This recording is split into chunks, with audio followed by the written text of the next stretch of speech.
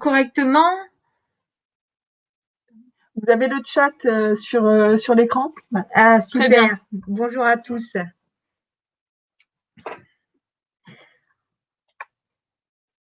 Merci, très bien.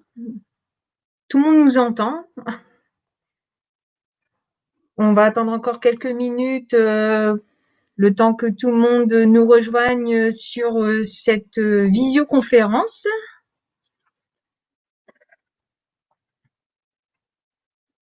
Vous entendez bien. Et vous nous voyez bien aussi, donc j'imagine. Bon, avec les masques, c'est un peu moins évident, mais le son est bon. Faut pas voir les sourires derrière, mais il y a des sourires derrière les masques, on vous rassure. Il y a des grands sourires.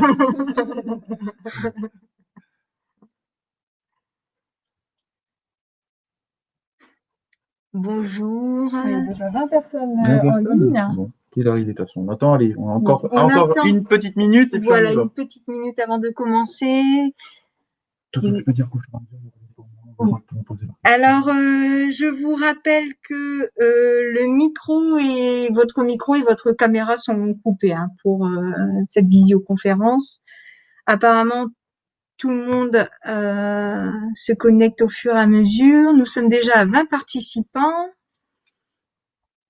Bonjour, Marie-Charlotte.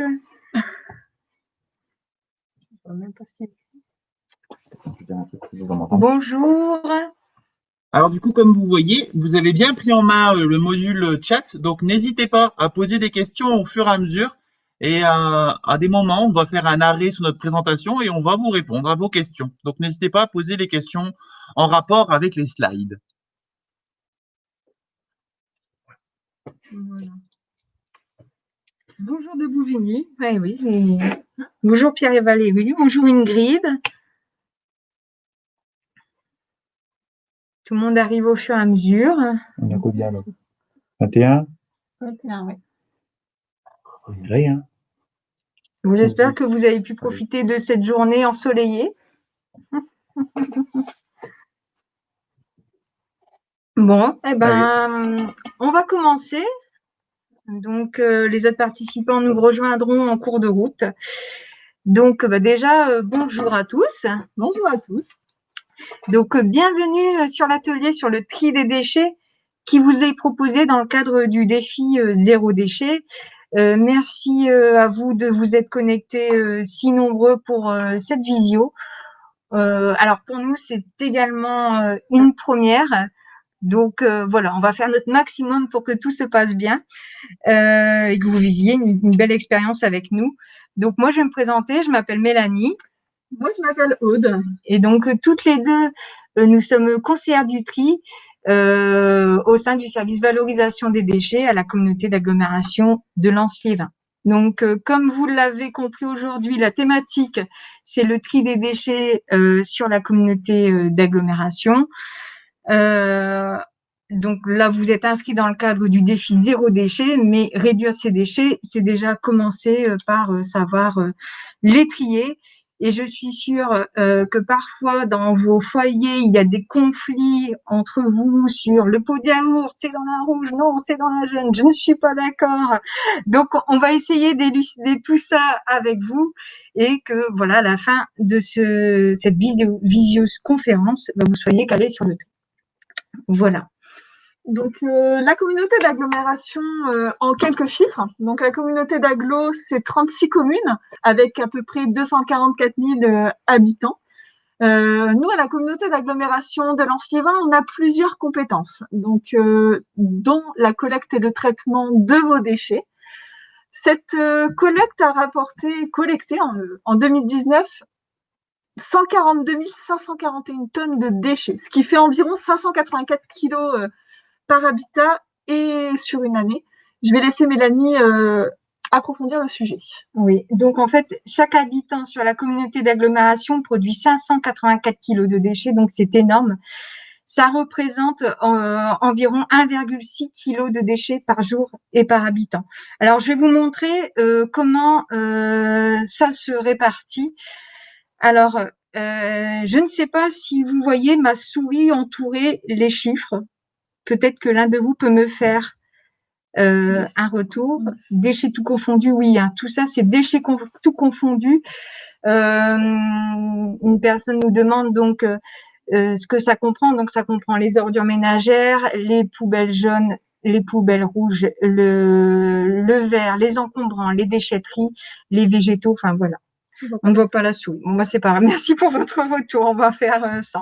Donc, en tout cas, vous voyez que on se rend compte que 45%, soit près de la moitié du gisement de nos déchets, ce sont des ordures ménagères résiduelles qui partent en incinération à Noël-sous-Lens. Donc, l'objectif, il est double. C'est déjà de réduire ces déchets et réduire cette part qui va en incinération, et aussi c'est de trier tout ce que l'on peut trier. On estime aujourd'hui qu'une bouteille en plastique sur deux qui est produite est triée et recyclée. Donc ça veut dire que il nous manque une deuxième bouteille en plastique, et il y a beaucoup de gens encore qui ne mettent pas dans le bac jaune tout le potentiel qu'ils pourraient avoir en termes d'emballage. Donc aujourd'hui, tout ce qui est bac jaune et borne à verre représente 16%. Une question sur. On va faire un petit point sur glossaire, en fait, histoire d'expliquer DS, ST, PAP. Alors DS, ça comprend les dépôts sauvages, et ST, ce sont les services techniques. Voilà, puisque en fait, dans ces chiffres, il y a un service qui est rendu par la collectivité en termes de collecte des dépôts sauvages. PAP, c'est porte à porte. Donc voilà, ce sont l'encombrant en porte à porte. Donc la collecte trimestrielle que vous connaissez.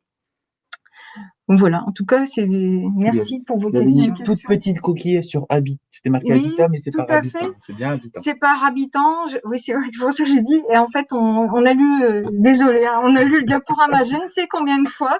Et c'est seulement en visionnant maintenant qu'on s'en rend compte. Donc c'est bien par Habitant, en fait. Hein. Alors, on va passer à la diapositive suivante, qui va nous rappeler les enjeux du tri sélectif. Pourquoi c'est important de trier nos déchets. Alors, trier, c'est d'abord recycler. On verra au fil de cette visio ce qu'on va fabriquer avec les emballages qu'on a triés. Ensuite, donc, recycler, c'est aussi préserver les ressources naturelles. Là, j'ai mis par exemple des arbres. Il faut savoir que quand on recycle 1 tonne de papier, c'est l'équivalent de 17 arbres qui sont préservés. Ensuite, j'ai mis un puits de pétrole, en fait, puisque en fait, quand on recycle des bouteilles plastiques, on va préserver les ressources en pétrole. Et j'ai représenté une dune, puisque en recyclant le verre, on va préserver du sable. Et aussi, il faut savoir qu'en globalement, le recyclage permet aussi des économies d'énergie. En recyclant, on produit moins d'énergie que si on le fabrique à partir de ressources naturelles. Troisième point, donc recycler, c'est ce qu'on a dit, c'est limiter aussi les déchets à incinérer. Moins on incinère, mieux c'est pour notre environnement. Ensuite, on y pense un peu moins, mais il faut savoir que le tri est générateur d'emplois. Au niveau national, on estime qu'en 20 ans, 15 000 emplois ont été créés grâce à la mise en place de la collecte sélective, puisque forcément c'est une collecte en plus, ce sont des centres de tri, ce sont des usines de recyclage qu'il y a derrière. Et ensuite, on passe au nerf de la guerre, hein, l'aspect financier. Trier, c'est aussi une meilleure maîtrise des coûts pour la collectivité. Pourquoi ? Tout à l'heure, je vous ai expliqué qu'environ la moitié des déchets partaient en incinération. Et le coût de la tonne incinérée a tendance à augmenter parce qu'il y a beaucoup de mises aux normes, notamment pour le traitement des fumées. Et en fait, c'est une ressource qui part en fumée. A contrario, quand on trie nos déchets, donc on va récupérer des matériaux qu'on va revendre et on pourra faire des recettes. Et on aura aussi des soutiens financiers de la part des éco-organismes. Donc, en triant, ça permet d'équilibrer un meilleur équilibre des dépenses. Donc voilà, au niveau des enjeux du tri sélectif. Un énorme budget pour la cale, je vois. Et oui, puisque ça représente 29 millions d'euros par an pour la collecte et le traitement des déchets au sein de l'agglomération. Donc effectivement, c'est un très gros poste. Alors voilà pour la partie, on va dire, de présentation sur les enjeux du tri sélectif. Maintenant, on va rentrer dans le vif du sujet. Donc, avec les consignes de tri, voilà, comme ce petit bonhomme, il vous arrive peut-être de vous poser la question du pot de yaourt. Où est-ce que je le jette? Donc, on va vous expliquer tout ça. Alors, on va commencer par la poubelle jaune. Alors, dans la poubelle jaune, on va trier tous les emballages et le papier. Alors, je ne sais pas si vous êtes au courant, depuis donc le 1er janvier 2020, les consignes se sont simplifiées. La consigne maintenant, c'est on trie tous les emballages et le papier. Alors, vous aviez déjà, je vais détailler chaque image, la partie bouteille plastique. Alors, vous pouvez mettre toutes les bouteilles en plastique, y compris la bouteille d'huile alimentaire. Ça ne pose aucun problème pour le recyclage. Pour gagner de la place dans votre poubelle, vous pouvez même écraser les bouteilles et remettre le bouchon pour gagner de la place. La nouveauté, là où vous voyez la petite étiquette avec nouveau, c'est que en plus des bouteilles plastiques, depuis le 1er janvier, on met tous les autres emballages en plastique. Pot de yaourt, barquette en polystyrène, boîte de beurre en plastique, gourde de compote, film en plastique. Tout ça maintenant, vous allez pouvoir le trier dans la poubelle jaune. Ensuite, donc, je vais passer à la partie emballage en métal. Alors, les emballages en métal. Alors, je réponds aux questions. On verra après. Je répondrai aux questions à la fin de ce diaporama, à la fin de cette diapositive plutôt. Alors, emballage en métal, vous avez les boîtes de conserve, bien sûr, les canettes. Faut savoir que vous pouvez mettre aussi les aérosols et même les petits emballages comme les capsules de café, les bouchons en métal, des bouteilles en verre par exemple. Voilà pour la partie métal. Donc on a les emballages en plastique, les emballages en métal et dernière famille, les emballages en carton et le papier que j'inclus à l'intérieur. Donc vous avez emballage en carton autour des pots de yaourt, vous avez les briques alimentaires et aussi les papiers, les journaux, les magazines, les prospectus, les enveloppes. Donc tout ça vous allez pouvoir les mettre. Alors, on va faire un petit point sur... On nous pose dans le module chat, est-ce que les emballages en jambon, le polystyrène, le cellophane, les barquettes de viande, les magazines plastiques, et là je vois à l'instant l'opercule de yaourt est recyclable? Ouais. Alors, oui, on va pouvoir mettre tout ça. Effectivement, la barquette de viande. Alors, ce qu'on va vous expliquer aussi, c'est que voilà, si on peut séparer le film de la barquette, c'est encore mieux. C'est ce qu'on va vous expliquer tout à l'heure dans les astuces. Est-ce que c'est grave si c'est souillé? Alors, on peut mettre, par exemple, si vous avez un carton de pizza avec quelques taches d'huile, donc c'est pas un problème. Par contre, si vous avez renversé la bouteille d'huile sur le carton, là, vaut mieux mettre dans les ordures ménagères. Mais si c'est un petit peu souillé, on peut se permettre de le mettre, ça posera pas de problème pour le recyclage. Je pense qu'on va avoir les réponses aux questions vont être sur le slide suivant dans le truc et astuces. Alors, Aude va vous expliquer les trucs et astuces de ce fait. Donc, comme c'est écrit sur le slide, nous, on veut des emballages et rien que des emballages dans la poubelle de tri. Donc, la différence entre emballage et déchets non recyclables. Donc, un emballage, ça va être comme cette barquette de poulet. Donc, pour répondre à la question, oui, c'est mieux de retirer l'opercule, de la retirer complètement. Donc, comme ceci, vous pouvez la retirer et vous les mettez dans votre bac, je sais pas, en face, dans votre bac de tri. Par contre, donc ça, c'est un emballage. Et cette brosse à dents ici n'en est pas un. Donc cette brosse à dents, elle ira dans votre bac d'ordures ménagères. Les pots de yaourt, les boîtes de conserve, ça ne sert à rien de les nettoyer. À partir du moment où vos déchets vont être bien vidés, ça ne servira à rien. Ça sera fait dans les usines de recyclage, ils vont être nettoyés pour partir ensuite au recyclage. Et en plus de ça, ça va être plus écologique, vous utiliserez moins d'eau et aussi plus économique. Il faut voir le côté astucieux pour le porte-monnaie. Déposer le papier et les emballages en vrac, comme je vous disais, directement à l'intérieur de votre bac jaune. Donc quand je dis en vrac, c'est par exemple, on ne prend pas son sac rempli de déchets recyclables comme ceci. On va vraiment les retirer et les jeter un à un à l'intérieur du bac, pour justement que les matières soient bien séparées. Il en va de même pour les paquets de gâteaux. Comme vous pouvez le voir, vous avez souvent la barquette est fine, donc il faut bien les séparer pour les jeter. Et jeter son sac s'il ne nous sert plus, également en vrac.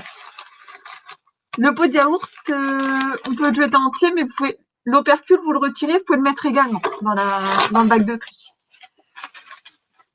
Alors, il faut juste bien les vider. Alors, je ne sais pas ce que vous entendiez par entier, mais effectivement, s'il est périmé, par exemple, bon, ce qui n'est plus le cas dans le défi zéro déchet, on évite le gaspillage alimentaire, mais entier, voilà, on le vide bien avant. Hein, voilà. Alors du coup, après, je pense qu'il est parlé aussi du SP. Est-ce que c'est vraiment recyclé? Je pense qu'on va y venir après. Oui, on va y venir après. Tout à fait. Donc tous ces déchets qui partiront, qui sont jetés en vrac, partiront ensuite au centre de tri de Arnes. Donc au centre de tri, les déchets vont être triés manuellement et mécaniquement. Donc ce que j'appelle manuel, c'est que ce sont des hommes et des femmes comme vous et moi qui vont trier les déchets avec leurs mains. Donc pour le respect des trieurs, on appelle vraiment à faire très attention à ce qu'on met dans son bac jaune et surtout à ne mettre uniquement des choses recyclables. Et donc c'est bien Paprec en fait, effectivement, notre prestataire à Arnes, pour répondre à la question de Dominique. Tous ces déchets ensuite qui sont triés par matière vont partir dans des usines de recyclage et c'est là que je vais vous expliquer un petit peu plus en détail ce que chaque déchet va devenir. Donc par exemple, la bouteille en plastique comme celle-ci est la championne du recyclage. Donc elle va pouvoir se transformer en plein de choses différentes. Donc on va l'emmener dans une usine et dans cette usine, on va la casser en tout petits morceaux comme ici. Ces petits morceaux, ce sont des paillettes de plastique, donc coupées, nettoyées. Ensuite, elles vont être chauffées. Quand elles vont être chauffées, elles vont ressembler à ces petites granules que vous voyez ici. Ces petites granules, ensuite, on va les chauffer de nouveau et on va les étirer. Quand on va les étirer, on va voir cette chose qui n'est pas du coton, c'est bien de la fibre de plastique. C'est le rembourrage de vos oreillers, vos couettes, les doudous en hiver. Mais on va aussi pouvoir s'en servir pour faire l'intérieur des peluches. Vous pouvez regarder à l'intérieur ici, vous avez le rembourrage qui est de la fibre de plastique. Cette fibre de plastique va pouvoir également être tissée pour fabriquer des vêtements en laine polaire. Donc, il faut 3 grandes bouteilles pour fabriquer une écharpe en laine polaire comme celle-ci. Et il en faut 6 pour fabriquer le nounours. Ensuite, on a des bouteilles opaques, donc du PEHD. Donc, vous voyez la différence. La bouteille transparente, c'est la bouteille d'eau, le PET, et la bouteille opaque, le PEHD. Ce PEHD, lui, va être aussi transformé en paillettes et chauffé en granules. Et ensuite, il va être transformé en tuyau de chantier. Donc, que vous pouvez voir quand vous allez dehors, quand il y a des travaux.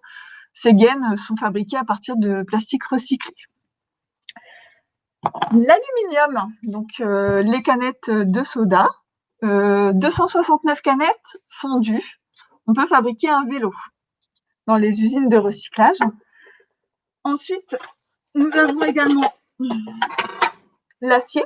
Donc l'acier, les boîtes de conserve, c'est le même système que pour l'aluminium. Il va être fondu et avec 18 000 boîtes de conserve comme celle-ci, on va pouvoir fabriquer une voiture. Nous avons également sur la diapo les briques alimentaires, donc les Tetra Pak, comme les briques de lait, de jus de fruits ou même de soupe. Donc ces briques alimentaires sont composées de 3 matières différentes. Vous avez du plastique, du carton et de l'aluminium. Donc, nous, on va extraire uniquement la partie en carton. Et cette partie en carton va servir à fabriquer donc du papier toilette ou même du papier cadeau. Pour finir sur ce point du recyclage, nous avons le carton. Donc, les boîtes de biscuits, par exemple, vont être transformées en carton ondulé, comme les cartons que vous pouvez recevoir avec les colis, par exemple. On va faire un petit point sur les questions, je pense. Alors, Sébastien, s'il te plaît. petite question. Est-ce que les gobelets et les assiettes en plastique sont considérés comme des emballages? Non, pas du tout. Ce ne sont pas des emballages. C'est de la vaisselle jetable, Voilà. donc ça ne se recycle pas. Est-ce que quel est le plastique qui compose un yaourt et qu'est-ce que ça va devenir ce plastique du coup qu'est-ce qu'on va pouvoir faire avec? Alors justement, avec les nouvelles consignes de tri, le but c'est de développer les filières et des solutions de recyclage pour ces nouveaux emballages en fait. Hein. Donc par exemple les films, on sait que on peut fabriquer des thons par exemple avec les films. Donc les filières sont vraiment en train de se développer pour ces nouveaux plastiques. Question qui est tombée. Bouchons des bouteilles en verre sans à mettre dans le bac jaune. Alors ça, je vais en parler. On va en parler On va au en moment parler du là. Voilà. Alors, un objet en plastique ne peut être jeté dans la poubelle jaune comme les gobelets en plastique durs, par exemple. Voilà, tout à fait. Donc ça ne se recycle pas. Hein. C'est pas un emballage. Pour l'instant, ça ne fait pas partie des consignes de tri. Voilà, on reste sur de l'emballage et rien que de l'emballage. Et les pailles ne sont pas des emballages non plus. Qu'on va pouvoir poursuivre. Les produits recyclés ne sont donc pas recyclables comme le papier cadeau. Ah, le papier, c'est du papier. Donc le papier est recyclable, mais par contre, si par exemple, avec la bouteille en plastique, on va fabriquer un stylo, votre stylo, lui, ne sera pas recyclable, parce qu'on aura injecté d'autres matières à l'intérieur. Ouais. Alors, on va enchaîner avec donc les bornes à verre. Donc vous connaissez plutôt les bornes aériennes. Alors à chaque fois, vous allez voir, j'ai mis les différents modes de collecte au centre de la diapositive, puisque il y a des personnes qui sont en secteur bac, d'autres en secteur borne enterrée ou encore en sac plastique. Donc là, les bornes à verre, vous les connaissez, vous les avez forcément vues dans la rue, donc les bornes aériennes. Et là, on va rester sur de l'emballage également. Donc de l'emballage, rien que de l'emballage. Donc l'emballage en verre, ce sont les bouteilles en verre et également les pots en verre. Alors, je vais vous donner, comme tout à l'heure, quelques petites astuces. Donc, on veut de l'emballage, rien que de l'emballage. Donc, ce pot en verre, vous allez pouvoir le déposer dans la borne à verre. Il s'agit bien d'un emballage. Par contre, la vaisselle, ce n'est pas un emballage, même si c'est du verre. Donc, il faudra, si vous cassez un verre, le jeter dans les ordures ménagères. Alors, pourquoi? Parce que la température de fonte n'est pas la même. Donc, aujourd'hui, nous n'allons pas pouvoir recycler le verre de vaisselle. Alors, c'est comme pour les emballages de la poubelle jaune. Inutile de les laver. Il suffit de bien vider les emballages. Vous pouvez retirer les bouchons et les couvercles en métal et les mettre dans la poubelle jaune. Ils seront récupérés également au centre de tri. Voilà pour le verre. Alors, nos emballages en verre vont être collectés et amenés donc à Vingles.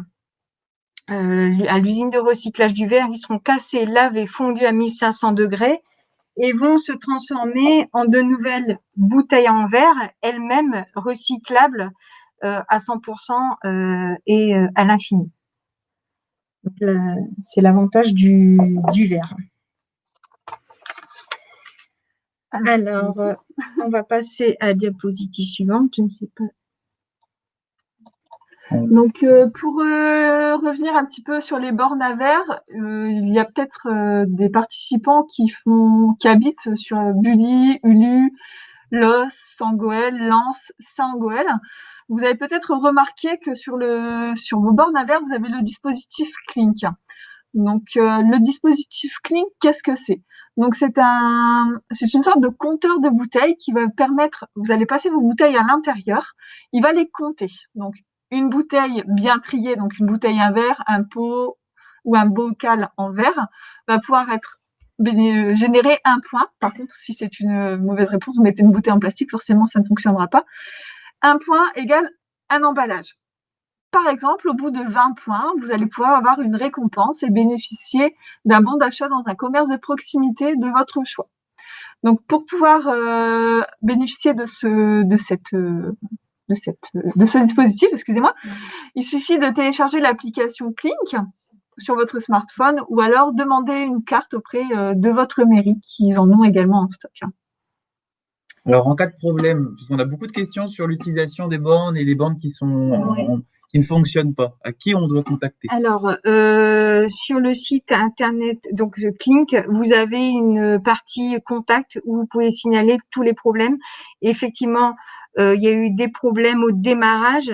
Et maintenant, en fait, ça s'est beaucoup amélioré en fait cette dernière année. Donc, n'hésitez pas à les réutiliser.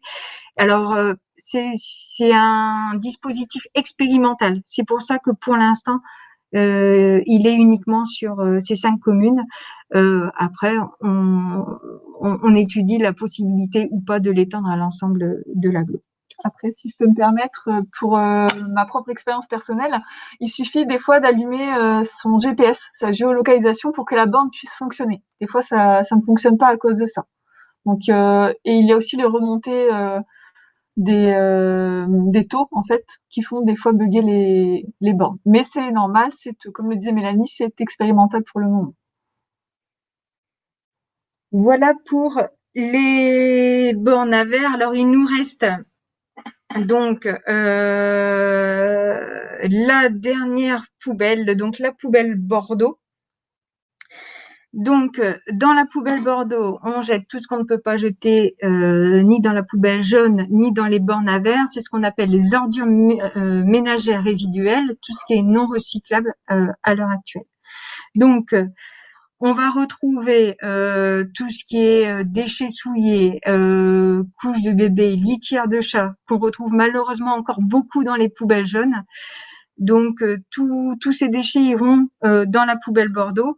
Et j'ai rajouté un petit logo important parce que malheureusement, on retrouve encore beaucoup de masques au centre de tri, donc dans la poubelle jaune. Et comme vous l'avez vu, ce sont des personnes, des hommes et des femmes qui trient ces déchets à la main. Donc vraiment tout ce qui est déchets sanitaires vu le contexte. Donc vous les jetez donc dans des sacs hermétiques, donc tout ce qui est gants, masques et mouchoirs. Ensuite, vous avez la petite brosse à dents, donc tout ce qui n'est pas emballage, voilà, vous allez les jeter également dans la poubelle Bordeaux. Si en bas à droite vous voyez la vaisselle, donc si on casse un verre, effectivement on pourra le jeter dans la poubelle Bordeaux. Par contre, si vous devez vous débarrasser de l'ensemble de vaisselle en entier, là par contre, au vu des quantités, il faudra les évacuer en déchetterie. Alors, je ne doute pas que avec le défi zéro déchet, vous avez un composteur. Je pense chez vous. Malheureusement, tous les déchets alimentaires ne sont pas compostables, donc vous y jetterez également tout ce qui est déchets non compostables. Alors, au niveau des poubelles Bordeaux. Donc, on l'a vu tout à l'heure en début de diaporama. Vos ordures ménagères résiduelles, elles vont à Noël-sous-Lens, au centre de valorisation énergétique. Donc, vous avez donc des fours qui incinèrent les déchets. Il y a une partie traitement des fumées. Faut savoir qu'on récupère également des cendres issues de ces déchets incinérés qu'on appelle donc des mâches-fer, qui ressemblent un peu à des cailloux qui, après analyse, sont utilisés en technique routière, en sous-couche de route. Et il faut savoir également que la chaleur des fours permet de générer de l'énergie électrique en fait, qui permet à l'usine de s'auto-alimenter. Alors, Oui, Sébastien, vas-y, pose ta question pour l'instant. alors, donc, je laisse la parole à Aude pour les derniers déchets. Donc, certains déchets, de par leur nature ou leur volume, ne peuvent être jetés à la poubelle. Donc, c'est le cas de tout ce qui est piles, ampoules, téléphones portables, qui eux vont devoir être ramenés directement dans les meubles de collecte dans les magasins. Ensuite, donc bien évidemment, hein, vous dans le défi zéro déchet, vous allez utiliser des piles rechargeables, donc elles vont être moins facilement jetées.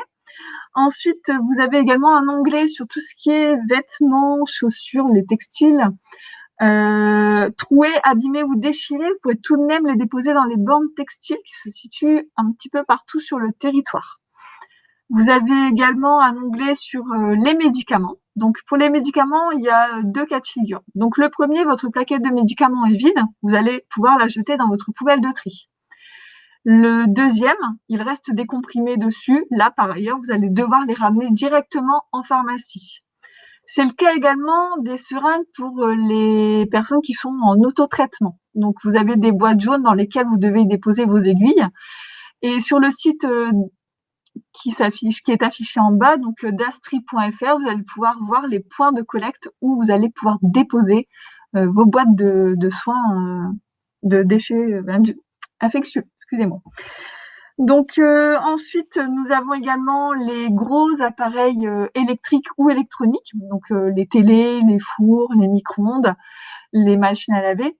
Ces choses-là, soit vous les ramenez directement en magasin, la règle du 1 pour 1. Donc vous payez une éco-participation quand vous achetez un nouvel appareil. Donc ils sont obligés de reprendre l'ancien. Ou alors directement les déposer en déchetterie. Tout comme les produits dangereux, les peintures, le white spirit, les bouteilles vides même, sont à déposer directement là-bas en déchetterie. Par ailleurs, pour accéder à la déchetterie, vous allez devoir présenter la carte. Donc la carte est gratuite, mais par contre, elle est obligatoire. Donc sur le slide suivant, vous allez avoir l'intitulé du site, donc Déchets Info Service de la communauté d'agglo de Lens-Liévin, où vous pourrez faire la demande pour votre carte d'accès en déchetterie. Et donc pour vos appareils, je ne sais pas, Sébastien qui est à côté de moi, est-ce que les Repair Café, on se posait la question, réparent aussi les gros appareils comme les machines à laver et les télévisions? Alors, tout ce qui est gros équipement, tout le monde m'entend mais ne me voit pas, mais c'est pas grave. Du coup, tous les gros équipements, c'est pas forcément facile à embarquer dans un Repair Café. Par contre, n'hésitez pas à les contacter en amont, en fait, en leur disant, vous avez remarqué qu'il y a eu un petit dysfonctionnement et peut-être qu'eux, ils vont pouvoir déjà vous aiguiller à distance. Sinon, aujourd'hui, il y a aussi des techniques sur des sites internet pour pouvoir faire des tutos soi-même pour réparer ces machines, on va dire, les gros équipements. Alors moi j'avais peut-être juste des petites remarques. Alors on est d'accord que l'ensemble des déchets, des produits qu'on vous a présentés, c'est sûr qu'il y a toujours des solutions. Par exemple les brosses à dents en plastique, c'est vrai qu'aujourd'hui maintenant on peut avoir des brosses à dents en bois, en bambou qui peuvent être compostées. Derrière on peut aussi avoir des brosses à dents à tête interchangeables. Là c'est bien sûr, on peut pas présenter tous les styles de produits qui existent, mais aujourd'hui on a quand même des solutions autres. Comme les litières, on a également une partie de litière qui peut être compostable. Donc, du coup, là, on pourra mettre au compost, comme c'est noté dessus. Derrière, si c'est une litière classique en granulé, il faudra continuer à mettre dans les ordures ménagères. Bouteille de white spirit vide. Alors, voilà, même si c'est vide, par contre, là, vous devez le ramener en déchetterie. Pour des questions de sécurité, voilà, on ne les prend pas dans le bac jaune, même si l'emballage est vide. C'est en déchetterie. Alors, Sébastien m'informe que le listing des Repair Café, parce que ça, c'est plutôt sa partie, c'est sur le site internet. Est-ce que le PowerPoint va être diffusé après aux participants? C'est une question commune. Oui. Donc, on va juste diffuser préparer la petite coquille et puis on le mettra sur votre espace ressources sur le site, la plateforme Déclic.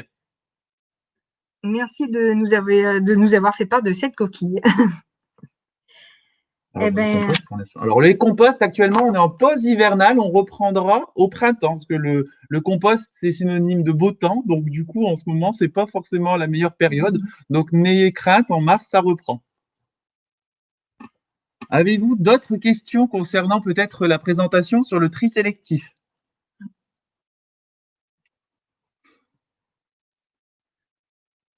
Alors après, oui, ça c'est pareil. Il faut bien regarder du coup ce que vous achetez sur ce qui est noté sur les emballages. Alors, pouvons-nous déposer les acides sont parfois sous-dimensionnés. Alors, le dimensionnement des poubelles jaunes. Alors, Est-ce qu'on peut avoir un bac plus grand? c'est en fonction, hein, alors au départ, c'est en fonction du nombre de personnes au foyer. Je vous invite à nous contacter sur la boîte. Je peux donner un mail. Bien sûr. Je peux même le Je taper dans peux l'espace peut-être le chat. taper. En fait, pour tout ce qui est question, en fait, il y a une dotation selon le nombre de personnes au foyer. Après, on étudie la situation en fait de la personne. Taper votre message. Alors, Hop. donc si vous avez, alors ça va être, donc je vous mets le site du service, l'adresse mail pardon du service valorisation des déchets.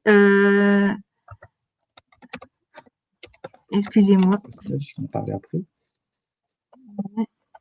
Alors, vadec@aglo-lancelesvins.fr et quand je poste avec la petite main. Je pense que tu peux faire rentrer.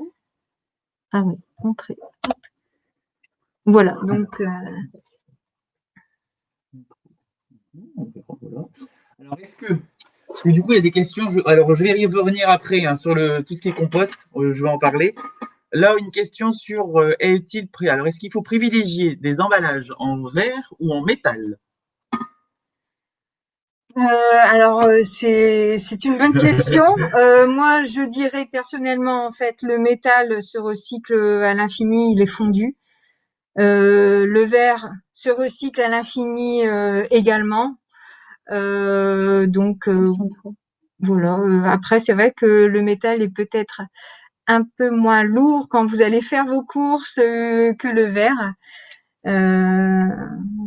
Donc voilà mon point de vue. Donc, le nombre de sacs, c'est un peu comme les bacs. Hein, du coup, la règle des dotations, ça sera du cas par cas. Il faut envoyer un petit mail. Alors là, peut-être juste par rapport aux emballages français qu'on retrouve dans des pays étrangers. Alors n'ayez crainte que les emballages qui sont triés et recyclés sur l'agglomération de Nancy-les-Vins sont tracés. Certaines collectivités n'ont pas cette traçabilité, donc nous on sait que ça ne quitte pas les frontières de l'Europe. Hein, ça va en Allemagne et au plus loin aussi en Belgique, mais ça ne quitte pas l'Europe.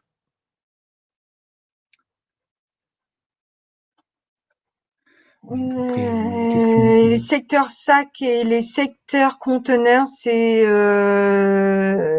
selon, en général, les secteurs sac, ce sont des secteurs en centre-ville où le camion robotisé ne peut accéder. Hein.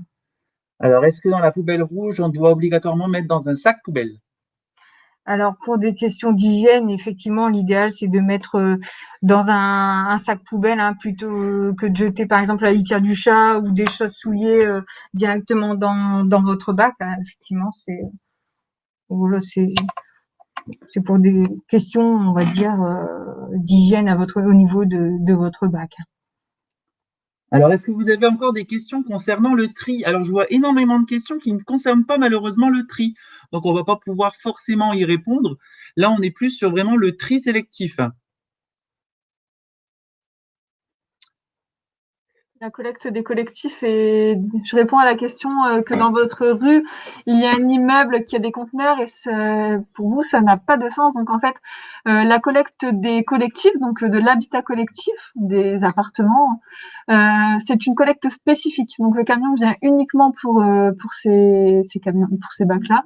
Et en plus, c'est un camion, je pense, à chargement arrière. Ouais. Donc ça explique la différence. Il n'y a pas de sac dans les collectifs à partir de 10 logements, en fait. Ce sont des bacs.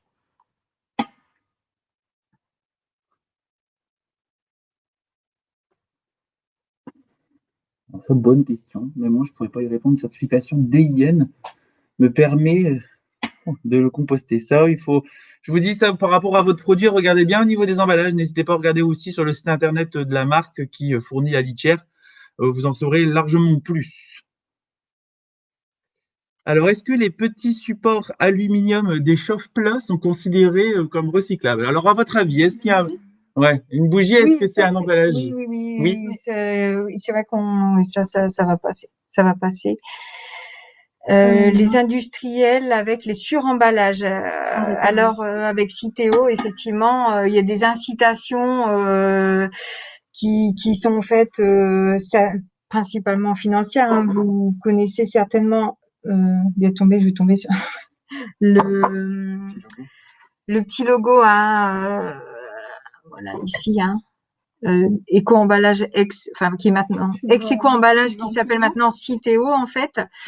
Et donc ça signifie que le fabricant de l'emballage paye une éco-participation si il produit pour un même produit 10 emballages, forcément il sera plus taxé que un industriel qui va fabriquer un seul emballage et des emballages recyclables. En fait, il y a quand même une incitation financière.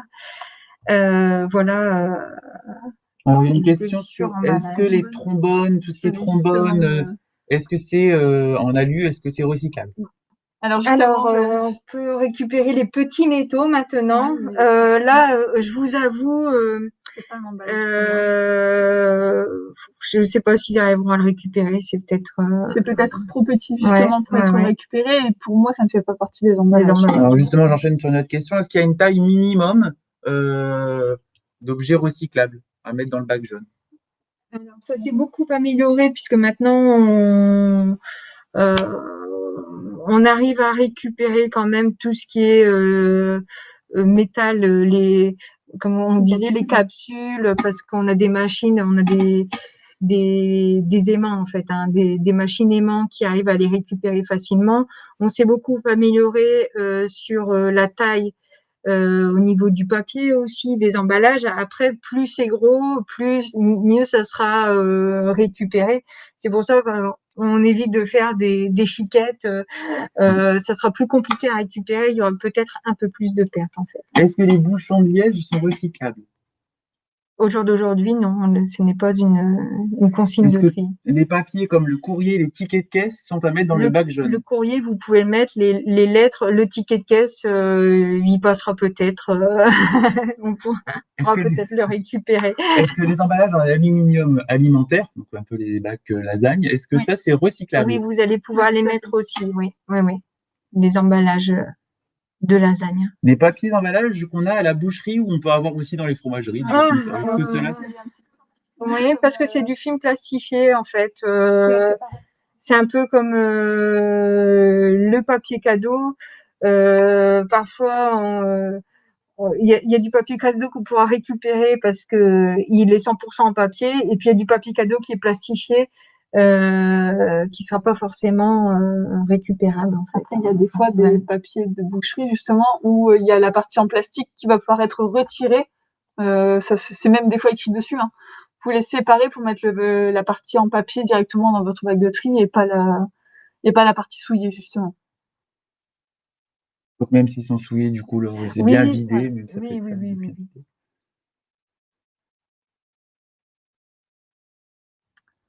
On attend les questions, hein, les bonnes questions, bien sûr, en rapport avec notre visio de ce soir. Oui, après, c'est l'aluminium dans la poubelle jaune. Oui. L'aluminium, oui, dans la poubelle jaune. Hein, par exemple, les canettes en soda que je vous ai montré tout à l'heure pour fabriquer les vélos, c'est de l'aluminium. Visite de centre de tri, oui, malheureusement. Ah oui, d'accord, parce que effectivement, en temps normal, on en réalise. Aujourd'hui, les visites sont totalement fermées. Voilà, le site est totalement fermé aux visites vu le contexte sanitaire.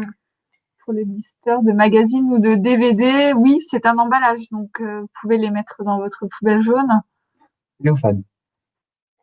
Non, là, le blister de magazine ou de DVD. Ah oui, du coup, j'enchaîne sur la deuxième question. C'était une question, excusez-moi. Les cellophanes, est-ce que c'est recyclable?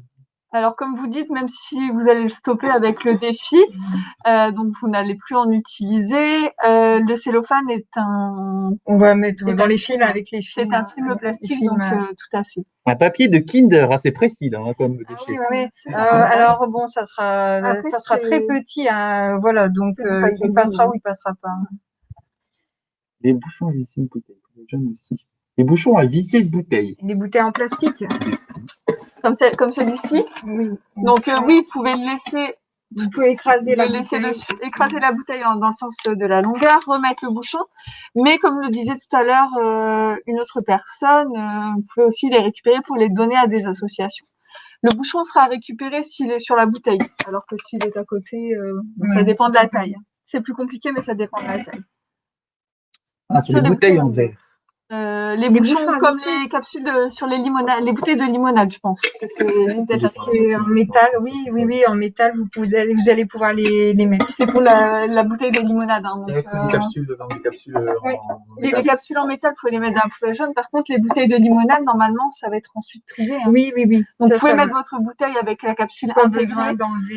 Ça sera enlevé au centre de tri du verre. Ça sera retiré. Alors, est-ce que les bouchons, les gourdes de compote, est-ce qu'il faut les séparer? Vous pouvez les laisser dessus. C'est vrai que les bouteilles en plastique qu'on écrase sont moins faciles à trier. Alors, si vous les écrasez dans le sens de la longueur, ça ne changera rien. Par ailleurs, il ne faut pas les écraser dans le sens de la hauteur. C'est moins facile pour les machines de les détecter par rapport à la longueur. Donc, on ne va pas rentrer dans le détail. Mais vraiment, dans le sens de la longueur, comme ça. Les contrôles, il y en a. Mais voilà. Il y a des contrôles qui sont réalisés par la société Nicolin, qui est notre prestataire. Et donc, s'il y a quelques erreurs, en fait, ils vont. Alors maintenant, ils tapent plus trop aux portes, mais ils expliquent l'erreur de tri ou ils mettent un petit papier dans la boîte aux lettres. Par contre, quand il y a vraiment beaucoup d'erreurs, le bac peut être scotché et refusé à la collecte. Alors, les sachets de thé utilisés, est-ce qu'on peut les mettre au compost ou à la poubelle rouge? Écoutez. Alors, tout dépend.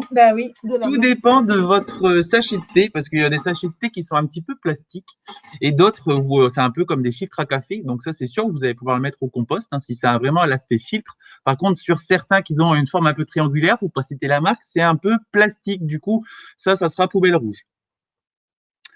C'est sûr que du thé en vrac, ça va régler le problème. Alors, les contrôles, c'est sûr que cette année ont été impactés forcément, comme vous vous en doutez, avec la situation sanitaire. Donc, c'est sûr qu'il y a eu moins de contrôles que les années précédentes. La tapisserie n'est pas un emballage pour moi. C'est plus du vinyle. C'est plastifié en général. Donc, non, la tapisserie, c'est dans le bac d'ordures ménagères. Alors, il y a une question, mais du coup, c'est une question qui sera plus de l'ordre politique sur le coût et est-ce qu'on paiera, est-ce qu'il y aura une taxe? C'est sûr que dans d'autres collectivités voisines, il y a des taxes qui s'appellent la redevance incitative, mais pour l'instant, elle n'est pas mise en place sur le territoire de l'agglo. La tapisserie, non, va pas dans le jaune du coup. Parce qu'il y a de la colle également, et puis on ne sait pas trop la matière de la tapisserie, comme on l'expliquait. Ça peut être un peu vinyle, un peu plastifié, et du coup, voilà, c'est un peu compliqué. Donc la tapisserie, non, n'est pas à mettre dans le bac jaune. Oui, tout à fait. Il y a un numéro vert en fait, que vous retrouvez aussi sur vos calendriers de collecte, qui sont en cours de distribution. Vous l'avez peut-être déjà eu. Et vous avez également, comme le rappelle Sébastien, eu dans le petit kit le guide des déchets.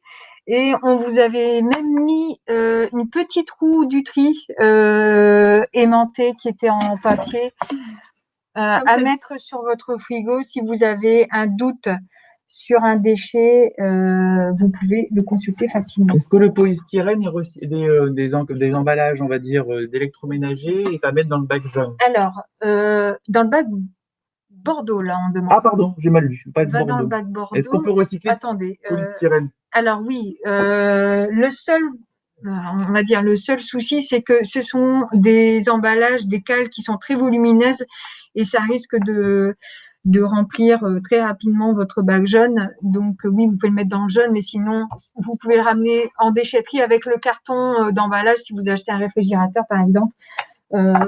Voilà, ça vous évite de remplir votre poubelle jaune d'un seul coup.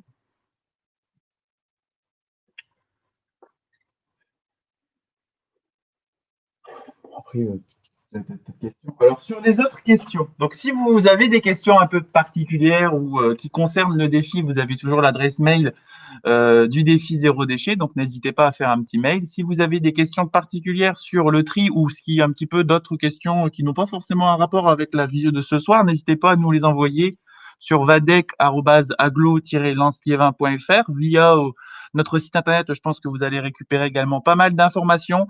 Notamment, tout à l'heure, on parlait beaucoup de compostage, donc il y a aussi une mise en ligne sur des actions de compostage collectif et trouver des solutions pour mettre des compostages qui vont servir à plusieurs personnes, donc plusieurs sites. Donc tout ça, c'est en ligne sur le site que vous voyez affiché. Donc le PowerPoint sera disponible dans l'espace ressources, alors pas forcément peut-être demain, mais peut-être pour fin de semaine. Vous pourrez le récupérer sur la plateforme Déclic. Et puis voilà, donc on va peut-être vous dire, vous souhaiter une bonne soirée. Oui. Merci d'avoir assisté à cette visioconférence. Et je vous souhaite vraiment une bonne continuation dans le défi zéro déchet. Et on espère que votre balance de déchets va fortement réduire au fur et à mesure des semaines. C'est sûr que là, la période est assez frustrante parce qu'il n'y a pas énormément d'ateliers de proposés, mais on est sur une période de référence, donc c'est pour ça aussi. Là, vous devez juste peser vos déchets et pas mettre en place d'action. Alors, c'est un peu frustrant, je vous le concède, mais ne vous inquiétez pas, il va y avoir une diversité au niveau des ateliers qui va être proposée à partir de janvier et jusqu'à mai. Je vous rappelle qu'on est sur 6 mois, donc vous ne pouvez pas avoir toutes les réponses à vos questions en un mois. Merci à vous. Merci à vous et puis bonne soirée. Bonne continuation. Bonne soirée.